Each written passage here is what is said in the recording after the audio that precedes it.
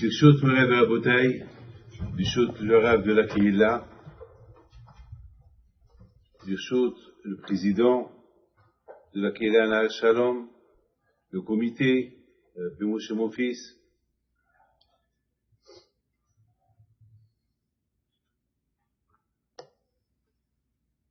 Samahti be'omrim li v'et Hashem nelech. David HaMelech alav Shalom il disait, Samahti be'omrim li, j'étais content lorsqu'on me disait, on va aller à la yeshiva, on va aller à un endroit où il y a la Torah. Vers la bouteille, je me rappelle il y a quelque temps, j'ai parlé avec Moshe Castiel, je lui ai dit, Nahal Shalom, je la connais depuis 30 ans, ou 40 ans même. Depuis, j'ai aujourd'hui 72 ans, depuis l'âge de 30 ans, je venais ici. Je venais prier là. Et Baruch Hashem, Nahal Shalom, elle existe toujours. Mais j'ai dit à Moshe Castiel, pour que Nahal Shalom progresse et devienne une communauté importante, il faut la Torah. Si on n'introduit pas la Torah dans une communauté, un kollel, même quelques rabbins qui viennent étudier, la communauté peut s'éteindre un jour. On a vu, mes amis, la plupart des endroits, regardez les coudes. Les coudes, lorsqu'elle a commencé il y a 40, 50 ans, à l'époque de Rabbi Aaron Kotler, alav Shalom, il n'y avait rien du tout. J'étais là-bas la semaine dernière, il y avait des, je sais pas comment vous dire, presque des Enara, que des Bnei Torah. Ils ont aussi de l'argent. Vous savez que la Torah, elle apporte l'argent. La Torah, elle apporte la parnassa. Là où il y a la Torah, il y a la parnassa, c'est dans la tête. Il ne faut pas croire, Hashu Shalom, que la Torah, elle enlève la parnassa. C'est le contraire. Là où il y a la Torah, l'endroit il progresse, et la communauté progresse, et la Sviva, et l'entourage progresse, et tout le monde progresse avec. Vous savez, on est maintenant à l'approche de Shavuot. On a lu dans la paracha la semaine dernière, Be'bechokotay telechu, ve'tvitzvotay tishmeru ba'asite motam. Le pasuk, toujours cette paracha, avec la paracha de Bamidbar, elle tombe aux environs de Shavuot. Vous savez que dans la Torah, c'est pas écrit du tout qu'il faut étudier la Torah. C'est pas écrit. C'est pas écrit, Liota'amel Batorah, c'est pas écrit. Mais, il y a un passage qui dit, ça veut dire que si vous respectez les Hokim, c'est quoi les Hokim? Les Hokim, c'est des mitzvot qu'on ne comprend pas. Comme une nida. On ne comprend pas pourquoi une femme doit aller au mikvé. Comme ne pas manger le cochon. On ne sait pas pourquoi. Il y a beaucoup de mitzvot. C'est des lois. Qu'on ne les comprend pas. On ne sait pas pourquoi. Et pour arriver à les faire, il faut vraiment beaucoup d'efforts. Il faut beaucoup d'efforts. Et c'est la raison pourquoi la Torah, avant Shavuot, il y a ce passage qui vient nous dire, Hachem, il ne parle pas d'étudier la Torah. Ben, c'est évident. Parce qu'on est né pour étudier la Torah. Donc je dis étudier la Torah, ça veut pas dire, du matin au soir, on va rester, on fasse un livre, étudier la Torah. Non. Vivre selon le judaïsme, selon la Torah. Je connais la halachot comment, Bekat Amazon, les lois de se laver la main, les lois du Shabbat, c'est ça la Torah. La Torah, c'est pas tout le monde qui a le zéro d'étudier, c'est pas tout le monde, mettez ça dans la tête. C'est que, vous savez, parmi les 12 tribus, il y avait une tribu qui s'appelle Lévi. La tribu de Lévi. Et la tribu de Lévi, on les appelle les soldats d'Hachem. On les appelle les Giono Shel Melech. On les appelle les soldats spéciaux de Hakadosh Baruch Hu. Pourquoi? Parce qu'ils étudient la Torah. Ça veut dire que dans les 12 tribus, il y a que le Shevet Lévi qui s'appelle les Giono Shemela, les soldats d'Hachem. Il vient le Rambam, il nous dit un point Hidosh, il dit que chaque juif qui étudie la Torah, il devient comme le Shevet Lévi. C'est pas que la tribu de Lévi, eux seuls, ils sont les soldats d'Hachem, mais chaque juif qui peut être un Marocain, un Tunisien, un Algérien, il peut être un Russe, un juif de n'importe quelle famille, qui n'est pas Cohen, qui n'est pas Lévi, c'est rien qu'il prend sur lui, étudier la Torah, et devient lui aussi Shevet Lévi. Mais c'est pas tout le monde, je me rappelle à Essaouira. Je suis né à Essaouira. Tous les gens là-bas, ils s'habillaient comme Rabbi Haïm Pinto. Tout le monde. Ils avaient le foulard sur la tête. Mais c'est pas tout le monde qui savait étudier. C'est pas tout le monde. C'est pas tout le monde qui savait étudier. Il y avait peut-être, sur 22 000 juifs à Essaouira, peut-être il y avait une centaine de juifs qui étaient des Bnei Torah. Mais ils savaient la halachot. Mais ils savaient respecter Nida. Ça veut dire, à Botaï, c'est ça ce que la Torah, elle nous dit. La Torah, elle nous dit, Ve'em be'chokotai telechu, ve'et mitzvotai tishmeru. Ça veut dire, il faut, pour connaître la halachot, pour connaître comment je vais faire les mitzvot, je suis obligé de connaître les lois. Et le fait que savoir comment connaître les lois, c'est ça l'étude de la Torah. L'étude de la Torah, c'est comment être un juif. Vous savez, Rabotai, on dit que Akadosh Baruch Hu et Am Israël et la Torah had. Akadosh Baruch Hu et la Torah et Am Israël, on est une. Les trois. Parce que Akadosh Baruch Hu, sans nous, on est zéro. Nous, sans Akadosh Baruch Hu, on est zéro. Et sans la Torah, on est encore zéro. Donc ça veut dire qu'on a besoin d'être et avec la Shem et avec la Torah. On est obligé. Am Israël, Kodesh Baruch Oraita, Had. C'est-à-dire, les uns ont besoin, moi David plutôt j'ai besoin, pour avoir les monas à Kodesh Baruch Hu, eh ben, j'ai besoin de la Torah. J'ai besoin de la Torah. Et non seulement que j'ai besoin de la Torah, j'ai besoin d'être lié avec mes frères juifs. Et c'est ça, mes amis, le passo. Rachid sur place, il dit, Liot amelim ba Torah. C'est-à-dire, il faut faire un effort pour étudier la Torah. Un effort. Vous savez, Rabotai, pour être juif, c'est pas facile. C'est dur. C'est très dur parce qu'il y a des lois pour être juif. Vous savez, un pilote, il peut pas piloter un avion. Un avion, s'il ne connaît pas les règles, s'il n'a pas appris à piloter, c'est impossible. Si on n'a pas appris comment être juif, on ne peut pas être juif comme on veut. Pour apprendre à être juif comme on veut, il faut la halakha, il faut la loi. Vezot Torah. Lorsque le Shabbat ou pendant la fête, on prend le serviteur, on dit Vezot Torah. C'est ça, Vezot. C'est ça qui me fait pour être juif. Vezot Torah.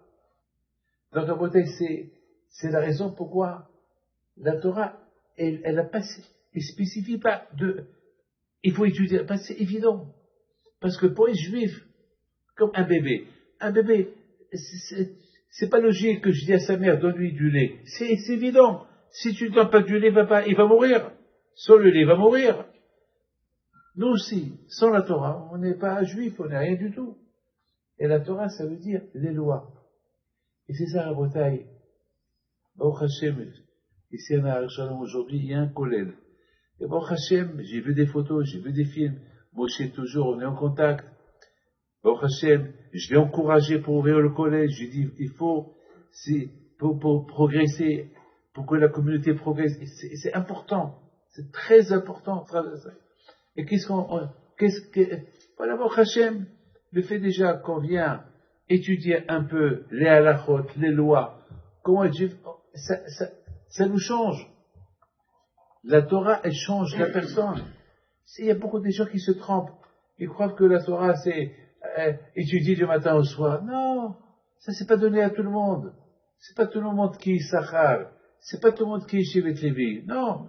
Je raconte une histoire.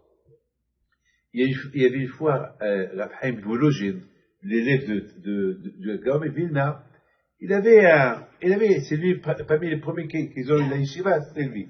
Il avait 80 élèves. Mais il y avait un riche, que c'est lui qui payait toujours le pain. Toujours c'est lui qui apportait le pain. savez, à l'époque, les yeshivot, à l'époque, vous savez, moi j'ai du pain et quelque chose d'autre, c'est tout. C'est ça le repas, c'est pas comme aujourd'hui, Baruch Hashem, il y a des yeshivot, 5 stars,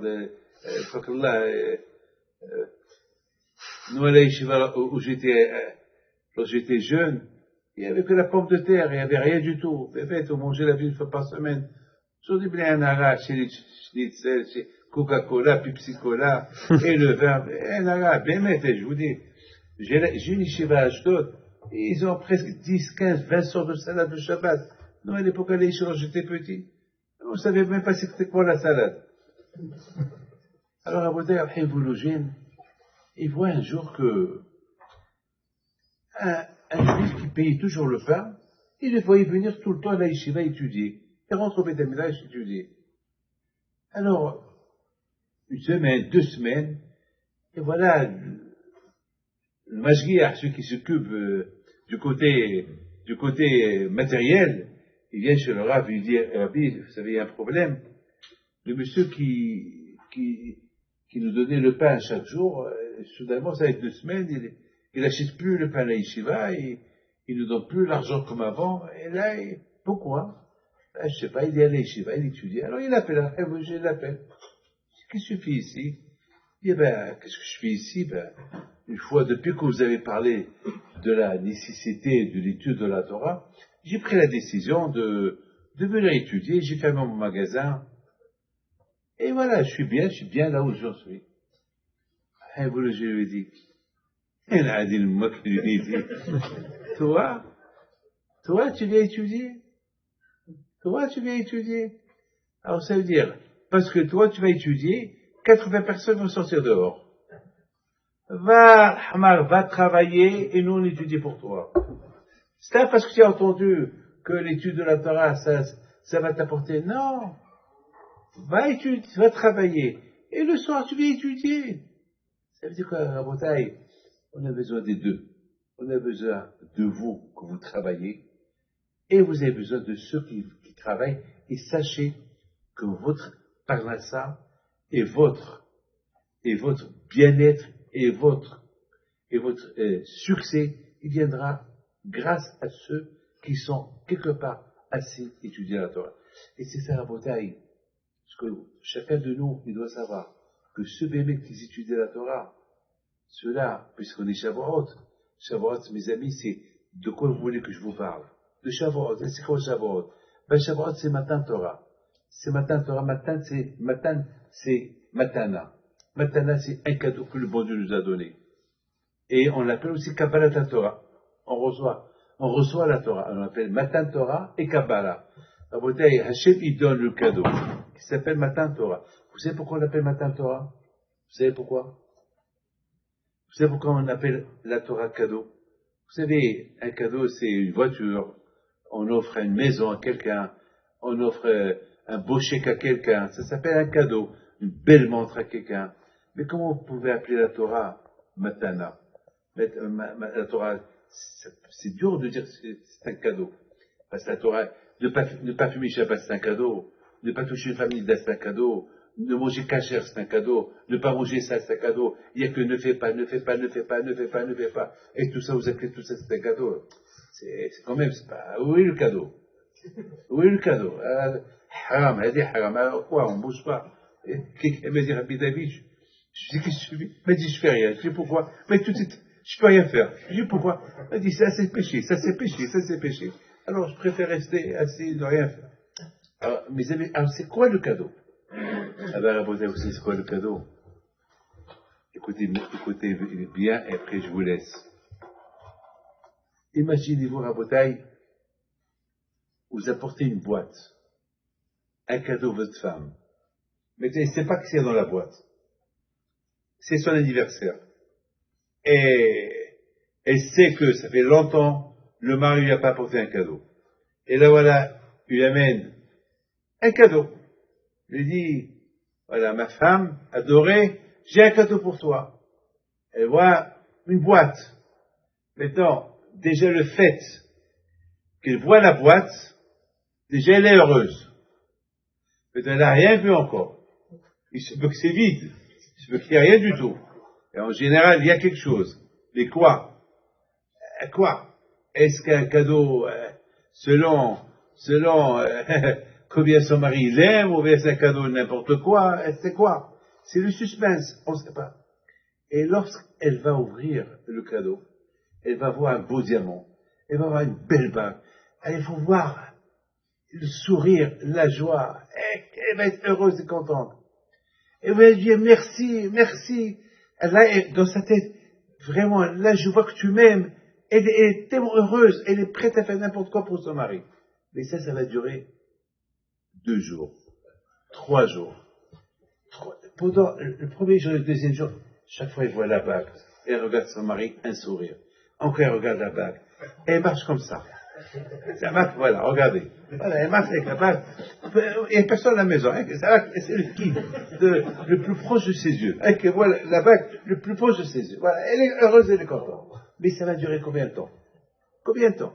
1 jour, 2 jours, 3 jours, 4 jours, 5 jours, 1 semaine.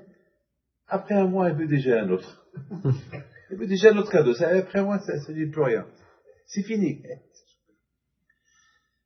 La bouteille, ça c'est le cadeau que l'homme donne à sa femme, qui s'oublie.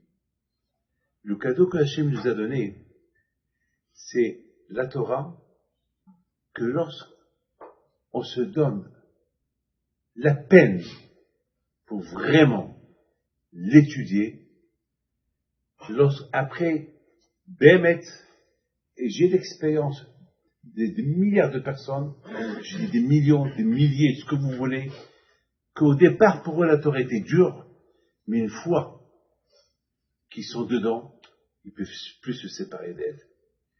Ça y est, ça fait partie de leur vie. Hier, j'ai vu, il n'est pas là, mais je vous dis son nom, Peter Benisti. C'est quelqu'un que vous le connaissez tous, je le connais moi depuis 30 ans, je ne sais pas combien, je le connais depuis, il s'est marié. Une fois, lui, je sais qu'il fait toujours d'Afayomi, toujours. Hier, la première chose qu'il me dit hier, je lui dis alors, Peter, alors comment ça va avec ton d'Afayomi? Il va dire, Rabbi David, c'est dur, l'Ivamot, elle est dure. C'est dur, l'Ivamot. Et parfois, le rabbin n'est pas là, avec étudier, donc on doit se casser la tête. On doit se casser la tête pour la comprendre. Je lui dis, la tu la comprends? Ben oui.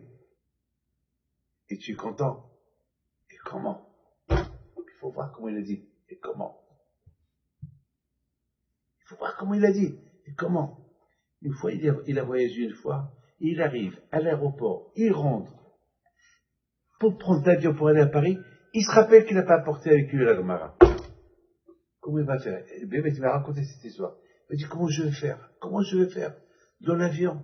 Comment je vais être 7 heures dans l'avion? Je ne vais pas étudier. Il ne savait pas quoi faire. Il appelle sa femme.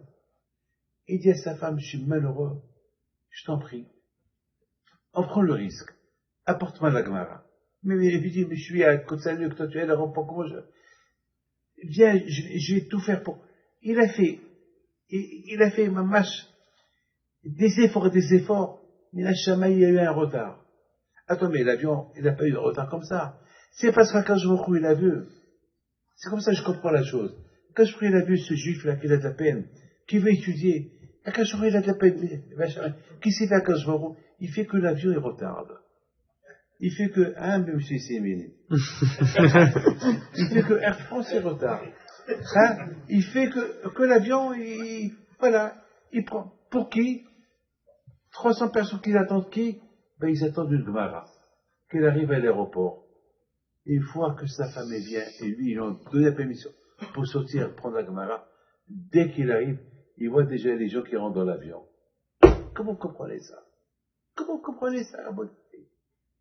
Eh bien, Rabotai, la Torah, une fois il dit David Ameler, Ta'amur o kitov Hashem. À travers l'étude de la Torah, on voit que la grandeur de la Kadosh Baruch Hu. Rabotai, la Torah, il s'appelle Matana. Et le Shabbat, il s'appelle Matana. Parce que le Shabbat aussi. Le Shabbat, le goût qu'on goûte au Shabbat, lorsqu'on le respecte, c'est quelque chose de magnifique, qu'on n'a pas l'habitude. Donc c'est une matana, bifnei atzma, une matana individuelle du Shabbat. Et la Torah aussi. La Torah, une fois, il y a un Rav qui vient chez Rav Shteman, il lui dit que Rav, j'ai un problème. On dit que la Torah, elle a un goût, mais moi, je l'étudie, j'ai pas de goût. Il dit, moi, mon fils, un enfant, il aime quoi? Je lui dis, un enfant, il aime les bonbons. Il dit, et si l'enfant, il a des aftes, et tu lui donnes le bonbon, est-ce qu'il va le manger? Il a dit non. Il dit, exactement. Si tu utilises ta bouche tout le temps pour dire des bonnes paroles, étudier la Torah, donc lorsque tu vas étudier la Torah, tu auras un bon goût. Sinon, tu as des aftes. Jamais tu auras le goût de la Torah. Après 120 ans, on trouve quoi? C'est la Torah qu'on trouve. Donc, si maintenant, vous vous rendez compte à Rabotai que Akash nous a donné une Torah, et en plus, il nous donne, déjà la Torah elle-même, c'est un kiff. Déjà la Torah elle-même, tu as un plaisir, une fois que tu l'étudies, une fois que tu l'as fait. Une femme qui va au mikvé, lorsqu'elle sort du mikvé, elle est bien, elle se sent bien. On fait un Shabbat, on est bien. Et lorsqu'on fait vraiment une mitzvah, on se sent bien. On n'a jamais vu quelqu'un qui a fait une mitzvah qui l'a regretté après. Mais, par contre, celui qui fait une avera, au départ, il est chaud pour la faire, mais une fois qu'il l'a fait, il regrette. Est-ce que quelqu'un l'a regretté un matin, lorsqu'il s'est réveillé pour venir à la synagogue, et s'il a dit pourquoi je ne suis pas resté encore une heure au lit, contraire, il se sent bien, il est content qu'il s'est levé. La beauté de la Torah, le goût de la Torah, il vient une fois qu'on a, vous savez, pour être riche, il faut travailler. On travaille, il faut travailler dur. Et après, tu vois toutes les portes qui sont ouvertes. Et c'est ça la Torah. Au départ, la Torah, elle est amère. Le goût de la Torah, il est un peu amer. Mais une fois que tu es dedans, c'est fini. C'est fini. Tu ne peux plus t'en passer d'elle. Moi, David Spiteux, je ne me vois pas une minute être ce que je suis maintenant. Même qu'on me propose ce que vous voulez. Ici, je t'ai avec cette histoire-là. Ici, à Montréal, j'ai eu une histoire. Ici, à Montréal. Il y a un ami que je ne peux pas dire son nom, mais Peter Benessi le connaît. Parce qu'il travaillait avec lui. Ce monsieur-là, il devait faire une grosse affaire. Il dit, Rabbi David, cette affaire, je sais que je vais la faire, et je vais te donner une belle somme, et j'ai envie de te voir sourire. J'ai envie de te voir avec un sourire comme ça. Je lui dis, merci. Ben, Baruch Hashem, l'affaire, il l'a fait. Et c'est passé que j'étais ici, à Montréal. Et voilà. Il m'appelle, il me dit, Rabbi David, voilà, je viens te donner le chèque. Je dis, tu sais qu'aujourd'hui, je prends l'avion aujourd'hui pour Paris. Il me dit, ne vous inquiétez pas, je prends l'avion et je vais vous rencontrer à l'aéroport. À l'aéroport à Bonaï, j'étais avec quelqu'un, j'attends, qu'est-ce qu'il va me donner celui-là? Dans ma tête. Je sais pas, dans ma tête, je me suis donné un numéro dans ma tête. Et de loin, chez mes témoins, de loin, je le vois arriver de loin, il me fait comme ça. Voilà. Déjà, lui c'est lui qui rigole, avec un sourire, comme ça, c'est pas qu'il a. Moi, attends, il faut que je vois pour que je souris. D'accord? Et lui, il vient comme ça, de loin, il vient. Chez mes témoins. Il me dit, Rabbi, tech. Je prends le chèque. Je le regarde. J'ai vu les numéros. Et j'ai vu les premiers numéros. Et j'ai vu le reste des numéros. Et je dis, Nathan, thank you. That's it. That's it. Thank you. C'est tout. Je lui dis, écoute, merci beaucoup, mais le sourire, ça, je vais pas le prendre avec moi. Ça va aller pour les pierres. Pour acheter des pierres et du ciment. Et pour acheter et pour acheter d'autres choses. Ça, je suis content pour Akadosh Baruch Hu. C'est pas ça qui peut me rendre. Et c'est ça la bataille. Comme ça on a grandi. On a grandi dans l'amour de la Torah. Et je suis très content que ici, à Amstead, à Nahar Shalom, Baruch Hashem, vous avez pris l'initiative. Et je remercie à Kosh Baruch Hu que je fais partie de cette mitzvah-là, d'ouvrir un kollel Erev, que Hachim fasse que vous aurez un kollel toute la journée, pour le moment kollel Erev. Et maintenant, on va passer aux choses importantes. La synagogue. Be'ezat Hashem, que vous aurez tous le zichut de bâtir une belle synagogue, comme vous avez toujours voulu. Et je vous donne un conseil.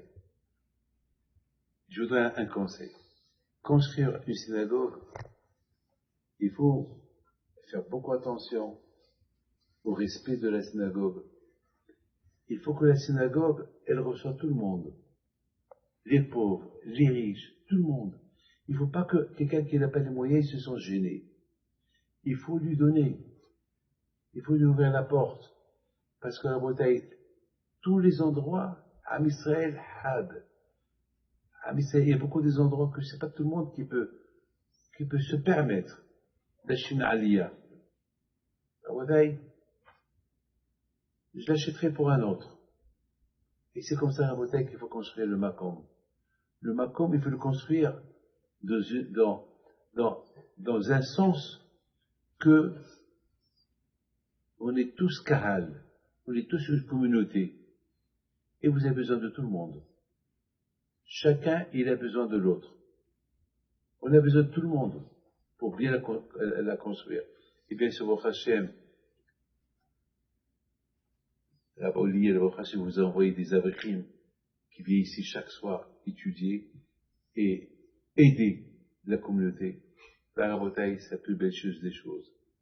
Alors, n'oubliez pas que Shavuot, ça va être une nuit d'études de Torah. Ça va être c'est l'anniversaire de la fête de Shavuot dans un endroit où il y a un kollel. Vous savez, mes amis, je termine. Il y a 2 jugements dans l'année. Le bon Dieu nous juge 2 fois dans l'année. Il nous juge à Rosh Hashanah et il nous juge à Rosh Hashanah combien d'argent il va nous donner. Qui va vivre, qui va mourir, qui va être en bonne santé, qui va être malade. C'est Rosh Hashanah. Mais à Shavuot, c'est le jugement de la Torah. À Shavuot, Akadosh Baruch Hu, il juge chacun de nous combien de Torah il lui donne. Parce que la Torah, parce que mon grand-père, Alav Shalom, Rabbi Yehoshua tout celui qui a écrit à Yaakov, il dit, de la même façon qu'on ne peut pas vivre sans l'argent, comme ça on ne peut pas vivre sans la Torah.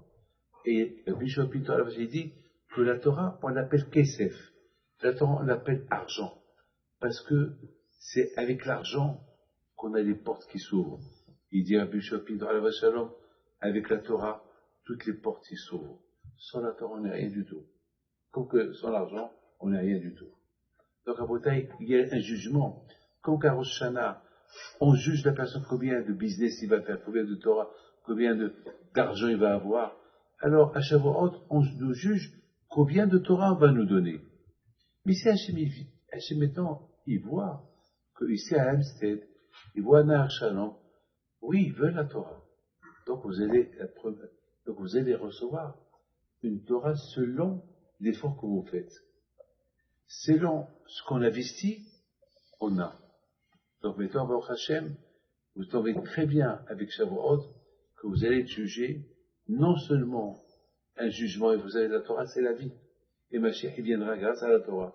Alors je vous bénis, Bisrot Rabbi Pinto, et Bisrot Moshe Rabbeinu, que Akadosh Baruch Hu vous protège, il vous donne la santé, et je souhaite beaucoup de mamash,